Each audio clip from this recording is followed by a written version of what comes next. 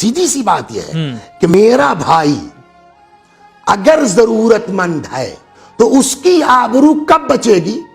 میں اس کی مدد کروں اس کے لیے بہتر ہے یا دوسری جگہ سے وہ مدد لے کر کے آئے بہتر ہے؟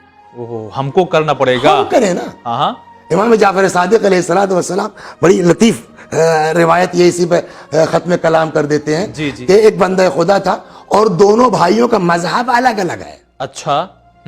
ایک بھائی وہ ہے جو عاشق ہے امام صادق علیہ السلام، دوسرا بھائی بالکل اس کا اپوزٹ ہے. اس کو پتا چلا میرا بھائی آج کل پریشان ہے.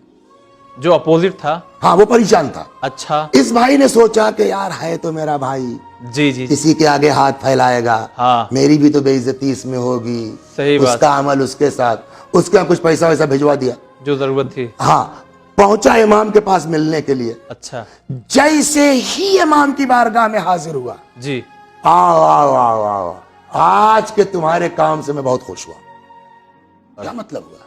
تو بے شک فقیر، بے شک محتاج، لیکن وہی بات کہ اللہ نے کوئی خاندان ایسا نہیں چھوڑا ہے جس میں دو ایک لوگوں کو اس قابل نہ بنایا ہو تو اپنے خاندان کو دیکھ سکے.